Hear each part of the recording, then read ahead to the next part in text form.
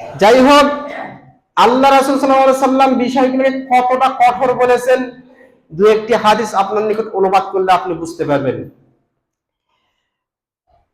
আবু দাউদ আপনি খুলুন, হাদিস নম্বর 547। আন আবু দাউদ রাদিয়াল্লাহু আনহু قال سمعت رسول الله صلى الله عليه وسلم يقول, আবু দাউদ রাদিয়াল্লাহু আনহু বলেন, রাসূল সাল্লাল্লাহু আলাইহি ওয়াসাল্লাম বলেছেন, মা মিন সালাসাতিন ফি ক্বরিয়াতিন ওয়ালা বাদউইন লা তুকামু ফীহিমুস সালাত। কোন গ্রামে বা কোন বন জঙ্গলে, কোন গ্রামে হোক, বন জঙ্গলে হোক, মাঠে হোক, ঘাটে হোক, যেখানেই হোক, অফিসে হোক, আদালতে হোক, যেই জায়গাতেই হোক, যদি তিনজন লোক বসবাস করে, মা মিন সালাসাতিন ফি ক্বরিয়াতিন ওয়ালা বাদউইন, তিনজন লোক বসবাস করে, তিনজন লোক অবস্থান করে কোন জায়গাতে, আর তারা যদি জামাতের সঙ্গে সালাত আদায়ের ব্যবস্থা না রাখে, ইল্লা ক্বাদ ইস্তাহওয়াজা আলাইহিমুশ শাইতান, তাহলে ওই ব্যক্তিদের উপর শয়তান আক্রমণ করে। ফা ইন্নামা ইয়াকুলু যিবুল কাসিয়া, যেমন ভাবে একটা দলশ্রুত ছাগলের উপর বাঘ আক্রমণ করে।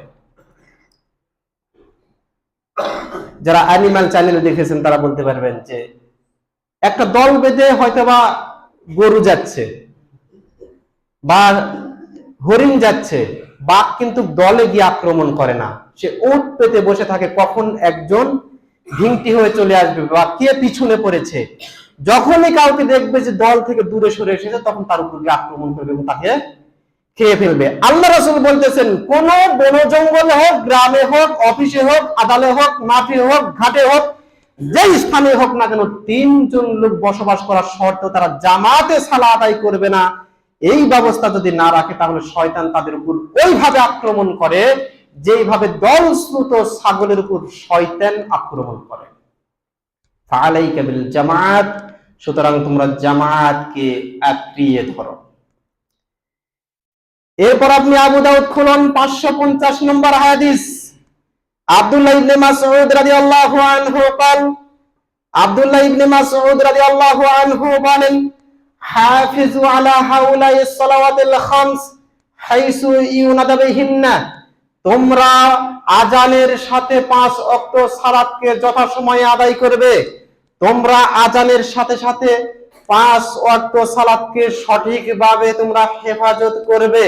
ফা ইন্নাহুন্না মিন সুনানিল হুদা, কারণ এই 5 ওয়াক্ত সালাতই হচ্ছে তোমাদের জন্য হেদায়েতের পথ।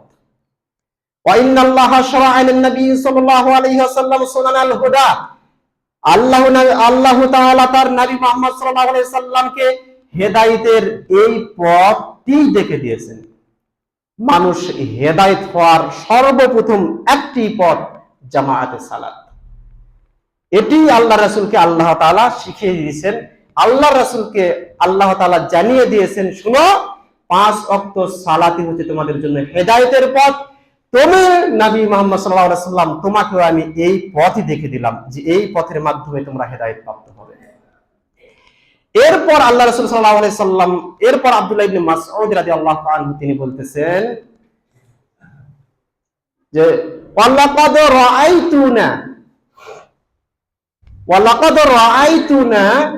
আমাদের ধারণা, আমাদের সাহাবাদের আমাদের ধারণা এইরকম যে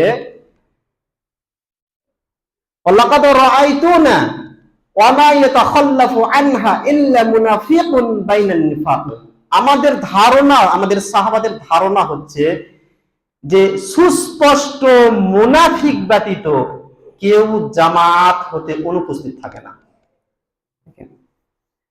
ওয়া মা ইয়াতাখাল্লাফু আনহা ইল্লা মুনাফিকুন বাইনান নিফাক, যার মধ্যে নেফাক সুস্পষ্ট রয়েছে, এই মুনাফিক ব্যতীত কেউ জামাত হতে অনুপস্থিত থাকে না।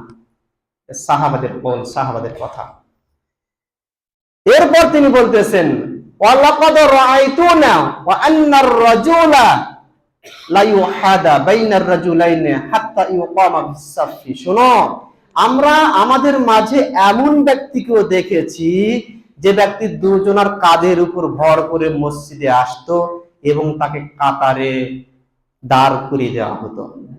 দুজনার কাঁধের উপরে ভর করে মসজিদে আসতো এবং তাকে কাতারে দাঁড় করে দেওয়া হতো। এমন লোককেও আমরা দেখেছি। এরপর তিনি বলতেছেন, ওমা মিনকুম মিন আহাদিন ওমা মিনকুম মিন আহাদিন ইল্লা ওয়ারাহু মাসজিদুন, যে আমাদের মাঝে এমন কোন ব্যক্তি নেই এখন বর্তমান সময়ে যার বাড়িতে মসজিদ নেই বা নামাজের জায়গা করে রাখে নাই। অর্থাৎ পরবর্তী যখন তাবিদের যুগ চলে আসলো, জামাতের গুরুত্ব কমে গেল, তখন তিনি বলতেছেন যে এখন আমাদের মাঝে হয়তো বা এমন কোন বাড়ি পাওয়া যাইবে না যেখানে নামাজের স্থান তারা করে রাখে নাই, যে বাড়িতে তারা সালাত আদায় করে, এরকম স্থান হয়তো পাওয়া যাবে না। এরপর তিনি বলতেছেন, ওয়ালাউ সাল্লাইতুম ফি বুয়ুতিকুম ওয়া তারাকতুম মাসাজিদাকুম তারাকতুম সুন্নাতান নবিয়িকুম সাল্লাল্লাহু আলাইহি ওয়াসাল্লাম। শুনুন, যেই ব্যক্তি তোমাদের মাঝে যেই ব্যক্তি মসজিদকে পরিত্যাগ করে বাড়িতে সালাত আদায় করলো, ওই ব্যক্তি রাসূলের সুন্নাহকে পরিত্যাগ করলো। ওয়ালাউ তারাকতুম সুন্নাতান নবিয়িকুম সাল্লাল্লাহু আলাইহি ওয়াসাল্লাম লাকাফারতুম, আর যেই ব্যক্তি বাড়িতে সালা আদায় করলো ওই ব্যক্তি কুফরের মধ্যে জড়িত হয়ে গেল। হাদিস আবু দাউদ 550, মুসলিম শরীফ ইসলামিক ফাউন্ডেশন 1360 নম্বর হাদিস, খুললে আপনি পেয়ে যাবেন। তাহলে অত্র হাদিসে আব্দুল্লাহ ইবনে মাসউদ রাদিয়াল্লাহু আনহু তিনি বলতেছেন যে সুস্পষ্ট মুনাফিক ব্যতীত কেউ জামাত পরিত্যাগ করে না। তার মানে যে ব্যক্তি জামাত হতে পিছু পাও হেঁটেছে, যে ব্যক্তি জামাতকে পরিত্যাগ করেছে, এ হলো সুস্পষ্ট মুনাফিক, আব্দুল্লাহ ইবনে মাসউদের ভাষায়। এবার আপনি খুলুন সহিহুল বুখারী, হাদিস নম্বর 657।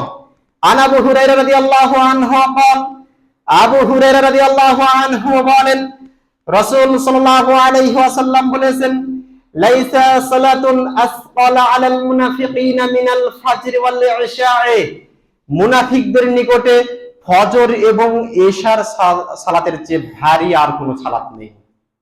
কাদেরকে বললেন? মুসলমানদের কথা বললেন, যে মুসলমানদের মধ্যে এই দুই নামাজ ব্যতীত ভারী কোনো নামাজ নেই। আল্লাহ রাসূল তো মুসলমানদের কথা উল্লেখ করলেন না, আল্লাহ রাসূল তো মুসল্লিদের কথা বললেন না যে মুসল্লিদের কাছে এই দুই সালাত সবচেয়ে বেশি ভারী। আল্লাহ রাসূল তো বললেন না যে মুসলমানদের কাছে এই দুই নামাজ সবচেয়ে ভারী। আল্লাহ রাসূল কি বলতেছেন? লাইসা সালাতুন আসqala আলাল মুনাফিকিনা, মুনাফিকের নিকট এই দুই সালাতের চাইতে ভারী আর কোনো সালাত নেই। তাহলে যারা জামাত ত্যাগ করে তারা কি? হাদিস বুখারীর। ভয় পাচ্ছেন কেন আপনারা? তারা কি? মুসলমান, তাই না? টাটকা মুসলমান তারা, তাই না? আপনাদেরকে ভয় মনে হয় লাগতেছে নাকি? আরে ইমামতি গেলে আমার যাবে, আপনাদের কিসের ভয়? আমি হাদিসের অনুবাদ করতেছি, আমি দোষী হলে এই দোষ আল্লাহর রাসূলের উপর যাবে, কারণ তিনি কথা বলেছেন, আমি শুধু অনুবাদ করতেছি। আপনার ভয় হচ্ছে কি জন্য?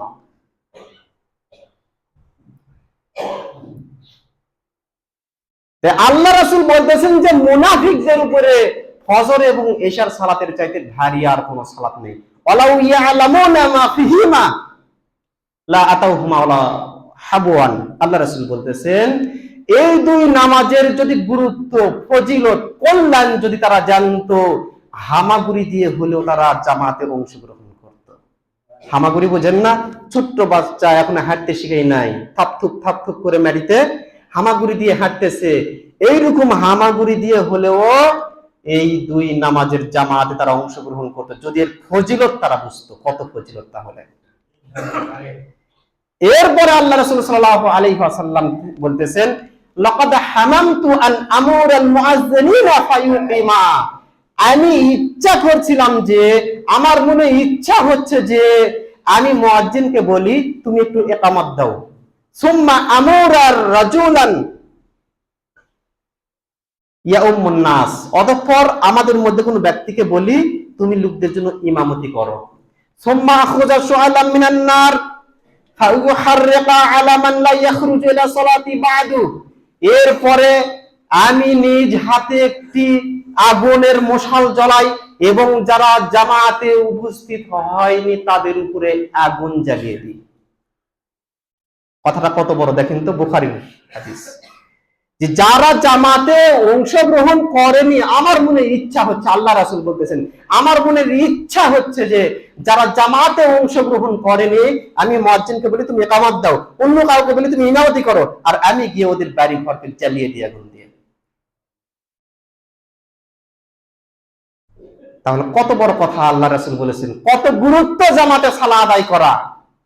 আপনি চলতে পারেন না, ফিরতে পারেন না, দুবেলা মাঠে দৌড়াতে পারেন, দুবেলা আপনি বাজারে দৌড়াতে পারেন, আর আপনার মাজার ব্যথা, আমি মসজিদে যেতে পারি না, আল্লাহ তো আপনাকে আরো ব্যথা বাড়িয়ে দিবে, আপনাকে আরো ব্যথা বাড়িয়ে দিবে। এই ব্যথা তো শুরু হয়েছে, কবরে গেলে আরো দ্বিগুণ ব্যথা শুরু হয়ে যাবে। তাহলে আপনার মসজিদে আসুন, যতক্ষণ পর্যন্ত মসজিদে আসতে পারবেন এতক্ষণ পর্যন্ত আপনার মাপ নেই, আসতেই হবে, আসতে বাধ্য, আপনি আসতেই হবে। এরপর ইবনু মাজাহ আপনি খুলুন, হাদিস নম্বর 793 নম্বর হাদিস, ইবনু মাজাহ। আন আব্বাস রাদিয়াল্লাহু আনহু قال, আব্বাস রাদিয়াল্লাহু আনহু বলেন, রাসূল সাল্লাল্লাহু আলাইহি ওয়াসাল্লাম বলেছেন, মান সামিআন নিদা, মান সামিআন নিদা, যে ব্যক্তি আযান শুনলো, ফালাম ইয়াতিহি, অতঃপর জামাতে অংশগ্রহণ করলো না, ফালা সালাতা লাহু, তার জন্য কোনো সালাত নেই, ইল্লা মিন উযর, তবে উযর ব্যতীত। যে ব্যক্তির উযর রয়েছে, এই ব্যক্তি ব্যতীত, জামাতে ব্যতীত তার কোনো সালাত নেই। অর্থাৎ উযর, অপর এক বর্ণনায় আল্লাহ রাসূলকে জিজ্ঞেস করা হলো, আল্লাহ রাসূল উযর জিনিসটা কি, আমরা তো বুঝি না। আল্লাহ রাসূল বললেন, খাউফুন আও মারিজুন, উযরটা হচ্ছে ভয়, ভীতি আর অসুস্থতা। এমন অসুস্থ আপনি মসজিদে আসতে পারবেন না, আর ভয় ভীতি, আপনার রাস্তার মধ্যে বাঘ রয়েছে, আসলে আপনাকে খেয়ে ফেলে দিবে, এইরকম কিছু ভয় ভীতি রয়েছে, এই ভয়ের কারণে আপনি মসজিদ ত্যাগ করে বাড়িতে সালাত আদায় করতে পারেন, অনুমোদন রয়েছে, বাকি আর কোনো সুযোগ নেই আপনার জন্য।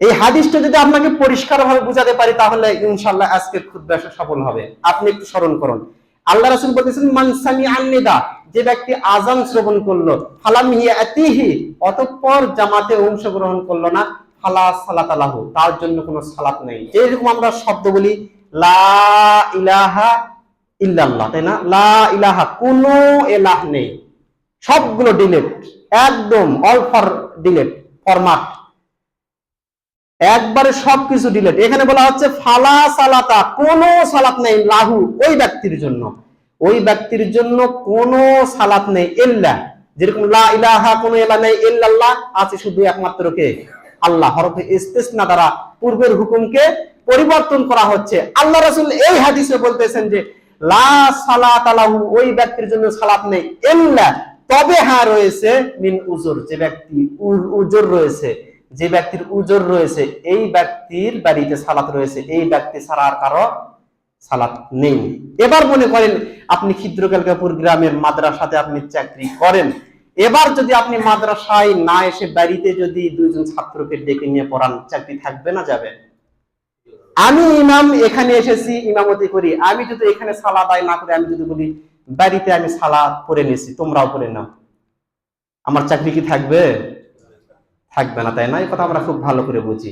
ঢাকা শহরে কোনো গার্মেন্টসে কেউ চাকরি করে বা কোনো কোম্পানিতে চাকরি করে, এবার সে যদি বলে যে আমি কোম্পানিতে যাব না, গার্মেন্টসে যাব না, বাড়িতে বসে আমি কাজ করব, ওনার চাকরি কি থাকবে? থাকবে না। কিন্তু আল্লাহ রাসূল যে বললেন মসজিদ ছাড়া তোমার কোনো নামাজই নেই, বলেন তো এবার যারা বাড়িতে নামাজ পড়তেছেন এদের নামাজ থাকবে কি থাকবে না? থাকবে, তাই না? অবশ্যই থাকবে। থাকবে না কেন? ওযু করতেছে শীতের মধ্যে, কষ্ট করে নামাজ আদায় করতেছে, থাকবে না কে বলছে? কখনোই নয়। আপনি ভুল বুঝেছেন, আপনাকে ভুল বোঝানো হয়েছে। বাড়িতে পুরুষদের জন্য কোনো সালাত নেই, আছে কয়েক শ্রেণীর ব্যক্তির জন্য। এক, অসুস্থ, মসজিদে আসতে পারবে না। দুই, রাস্তায় মসজিদে আসার জন্য ভয় রয়েছে, আপনার বাঘে ভয় রয়েছে, সিংহের ভয় রয়েছে, হাইনার ভয় রয়েছে, জীবন নাশ করে ফেলবে আপনার, এই ভয় রয়েছে। তিন, ঝড় তুফান শুরু হয়ে গেছে, বৃষ্টি শুরু হয়ে গেছে, মসজিদে আসা সম্ভব নয়, বাড়িতে সালাত আদায় করুন। চার, খাবারের জন্য প্রচন্ড ক্ষুধা লেগেছে আপনাকে, আল্লাহ রাসূল বলেছেন আগে খাবার সেরে নাও, তারপরে নামাজে অংশগ্রহণ করো।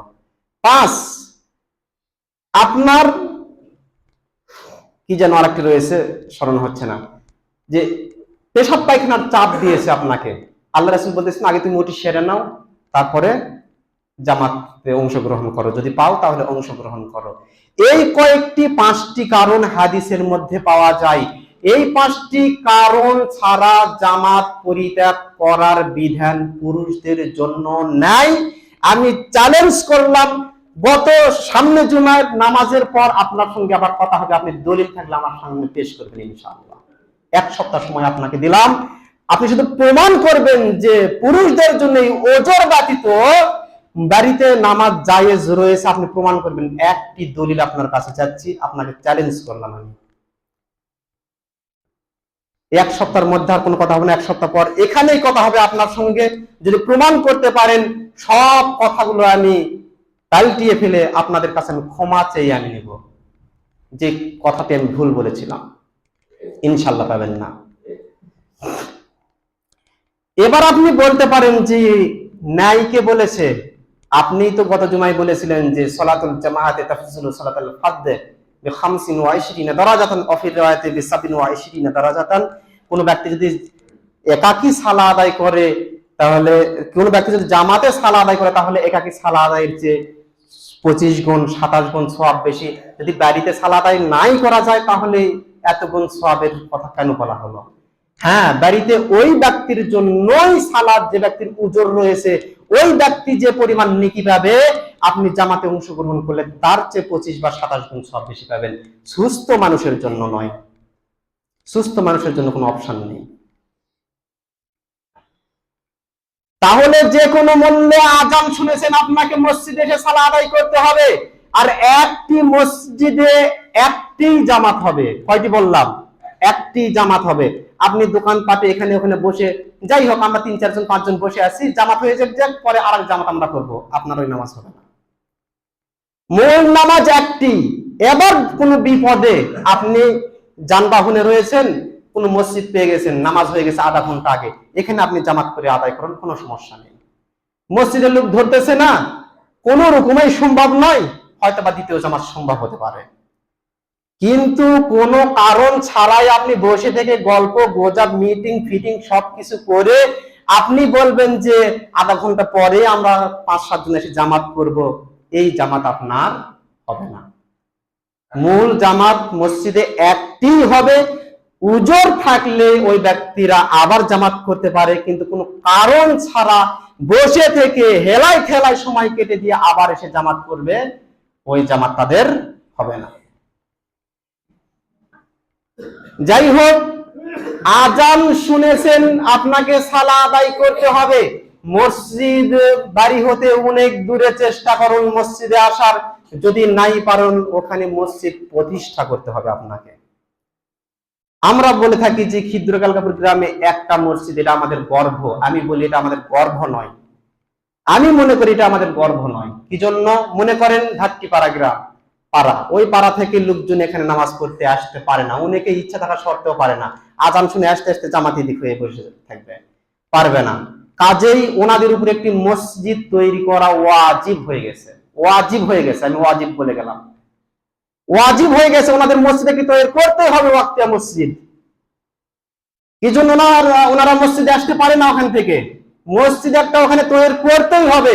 আল্লাহ রাসূল বলেছেন, আবু দাউদের 455 নম্বর হাদিস, আয়েশা সিদ্দিকা রাদিয়াল্লাহু আনহা বলেন, আমারা রাসূলুল্লাহ সাল্লাল্লাহু আলাইহি ওয়াসাল্লাম বিবিনাইল মাসাজিদি ফিদ-দুর। আল্লাহ রাসূল বলেছেন, তোমরা পাড়ায় পাড়ায় মহল্লায় মহল্লায় মসজিদ তৈরি করো। মসজিদ বেশি হবে, জনসংখ্যাও সেখানে বেশি হবে, মুসল্লিও বেশি হবে, মুসল্লিও সালাত আদায় করবে। ওই পাড়াতে মসজিদ নেই, ওই পাড়ার বাচ্চারা নামাজের কথা ভুলে গেছে। যদি মসজিদ থাকতো, পিতায়ে ছোট্ট বাচ্চার হাত ধরে মসজিদে নিয়ে আসার চেষ্টা করতো, নামাজ পড়তে হবে আসো, ওই বাচ্চা চর্চা হয়ে যেত। কিন্তু এই পরিবেশ ওখানে নেই। এর কারণে অনেকের ইচ্ছা থাকা সত্ত্বেও জামাতে আসতে পারে না, এবং অনেকে ইচ্ছা তো নাই, তারা বলতেছে আমি বেঁচে গেছি, আমার দূরে মসজিদে কেউ বললে যে বা যেতে পারি না, অনেক দূরে মসজিদ। আমি বলে গেলাম, অতীব তাড়াতাড়ি ভাট্টিপাড়াতে একটি ওয়াক্তিয়া মসজিদ তৈরি করুন, এটা আপনাদের উপর ওয়াজিব হয়ে গেছে। না হলে কিয়ামতের দিন আপনাদের দায়ী হতে হবে এ ব্যাপারে। তো যাই হোক, সময় পার হয়ে গেছে, সময়ের দিকে দেখা যাচ্ছে না এখান থেকে ফ্যানেরিয়ার কারণে। তো বলতেছিলাম জামাতে সালাত আদায় করতে হবে, যে কোনো মূল্যে জামাত পরিত্যাগ করা যাবে না। আপনি জামাতে অংশগ্রহণ করুন। আমাদের মনে অনেক রয়েছে, অনেকে আমরা জামাত পরিত্যাগ করেছি, যে অমুকের পিছে সালাত আদায় করা যাবে না, অমুকের পিছে সালাত আদায় করা যাবে না, অমুকের পিছে সালাত আদায় করা যাবে না। দুষ ধরতে ধরতে একবার সবকিছু শেষ করে ফেলে দিয়েছে। ওর পিছে নামাজ হবে না, ওর পিছে নামাজ হবে না, ওর পিছে নামাজ হবে না। আরে নামাজ হবে কার পিছে? তাহলে কারো পিছে হবে না, তাহলে আপনি আসেন, আপনি নামাজ পড়ান, আপনার পিছনে আমরা পড়ব। আসেন, ইমাম বুখারী রাহিমাহুল্লাহ আরেকটি হাদিস গ্রন্থ লিখেছেন আদাবুল মুফরাদ। এই আদাবুল মুফরাদের 764 নম্বর হাদিসের মধ্যে তিনি লিখেছেন, কোন ব্যক্তি যদি বলে যে সবকিছু ধ্বংস হয়ে গেছে, কোন ব্যক্তি যদি বলে হালাকান নাস, আরে দেশে আর মানুষ নাই, গ্রামে আর মানুষ নাই, কার পিছে নামাজ পড়ো, কারো পিছে নামাজ হবে না, এরকম আমরা বলি, আল্লাহ রাসূল বলতেছেন ফাহুয়া হালাকান নাস ফাহুয়া আহলাকুহুম। আল্লাহ রাসূল বলতেছেন, যে ব্যক্তি বলে এরকম কথা, স্মরণ রেখো ওই ব্যক্তি হলো সবচাইতে ক্ষতিগ্রস্ত, ওই ব্যক্তি আগে ধ্বংস হয়ে গেছে। কাজেই যারা ধ্বংস হয়ে গেছে অলরেডি, তারাই শুধু ধ্বংস ধ্বংস নিয়ে কথা ভাবে। শুনুন, এক প্রকার ব্যক্তির পিছনে ইক্তেদা করা জায়েজ নাই, পিছনে নামাজ পড়া জায়েজ নাই। এক প্রকার ব্যক্তি, ওই ব্যক্তি হলো মুশরিক, যার ভিতরে প্রকাশ্য শিরক রয়েছে, তাবিজ কবজ করে, শিরকিয়াত, বিভিন্ন তন্ত্র মন্ত্র দিয়ে ঝাড়ফুঁক করে, মূর্তি পূজা করে। এইরকম যে ব্যক্তির ভিতরে সুস্পষ্ট শিরক রয়েছে, আপনি জানেন যে শিরক করতেছে, ওর পিছনে নামাজ আদায় করলে আপনার নামাজ হবে না। বাদ বাকি দুনিয়াতে যত পাপ আছে, ওই পাপও যদি করে থাকে ইমাম, ওর পিছনে নামাজ জায়েজ হবে। কোন ইমাম যদি জেনা করে এসেও ইমামতি করেও, ওই ইমাম কাবিরা গুনাহগার, তবে এর পিছনে আপনার ইক্তেদা করা জায়েজ রয়েছে। কোন ইমাম যদি চুরি করে এসে সঙ্গে সঙ্গে নামাজে দাঁড়িয়ে নামাজ আদায় করে নেয়, তবুও এর পিছনে আপনার ইক্তেদা জায়েজ হবে, তবে ওই ইমাম হচ্ছে কাবিরা গুনাহগার, কাবিরা গুনাহগার, কিন্তু আপনার নামাজ হবে না। এই কথা কে বলেছে? আমার ভিতরে যদি শিরক থেকে থাকে, আমাকে আপনি হেঁটিয়ে দেন, আরেকজনকে এখানে আনেন। তাই বলে আপনি মসজিদে আসবেন না, নামাজ আদায় করবেন না, এর কোনো অপশন নেই, কোনো অপশনই নেই। আপনি মসজিদে আসুন, মসজিদে আসতে আপনি বাধ্য। যে ব্যক্তি মুসলিম পরিচয় দেয়, ওই ব্যক্তিকে 5 ওয়াক্ত সালাত মসজিদে এসেই আদায় করতে হবে, বিকল্প কোনো পথ ঘাট নেই। আল্লাহ সুবহানাহু ওয়া তাআলা আমাদের সকলকে 5 ওয়াক্ত সালাত মসজিদে আদায় করার তৌফিক দান করুন। সকলে বলে আল্লাহুম্মা আমিন। ইনশাআল্লাহ আমরা পারবো তো 5 ওয়াক্ত সালাত মসজিদে আদায় করতে? ইনশাআল্লাহ। শুরু করে দেন, আসর থেকে শুরু হবে, এই নামাজ কখনো ছেড়বেন না। 5 ওয়াক্ত নামাজ মহিলাদেরকে বলতেছি, আপনার স্বামী, আপনার ছেলে যেন বাড়িতে নামাজ পড়তে না পারে,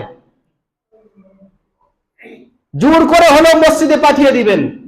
বলবেন বাড়িতে কোনো নামাজ নেই, যদি সে প্রমাণ করতে পারে আমার কাছে দিয়ে পাঠাবেন, যে ওনায় দেখেছেন, ওনার কাছে যে প্রমাণ করেন যে বাড়িতে নামাজ জায়েজ রয়েছে পুরুষদের জন্য, যান। আরেকটি পয়েন্ট হচ্ছে নারীদের জন্য মসজিদের চাইতে বাড়ি উত্তম। মসজিদে সালাত আদায় করার চাইতে মহিলাদের জন্য বাড়ি উত্তম। কি জন্য? তাদের পর্দার একটি বিষয় রয়েছে। তবে মসজিদে ব্যবস্থা করে রাখতে হবে, কোন নারী যদি চায় আমি মসজিদে গিয়ে সালাত আদায় করবো, ওকে বাধা দেওয়া যাবে না, আসতে পারে, তবে মসজিদের চেয়ে বাড়িটাই উত্তম। জুমা মসজিদে আসা ভালো, কি জন্য? দিনের কথা শুনবে, তারা বিভিন্ন আমল শিখবে, তারা বিভিন্ন কোরআন হাদিসের কথা শুনবে, তাদের ভিতরে পরিবর্তন হবে। এই জন্য জুমা নামাজে আসা ভালো। 5 ওয়াক্ত সালাত নারীদের জন্য বাড়িতে পড়াই উত্তম। আল্লাহ সুবহানাহু ওয়া তাআলা আমাদেরকে আমাদের এই নেক আশাকে, নেক আমলগুলোকে কবুল করে নেক সকলকে। আল্লাহুম্মা আমিন। আল্লাহুম্মা সাল্লি আলাইহি। আল্লাহুম্মা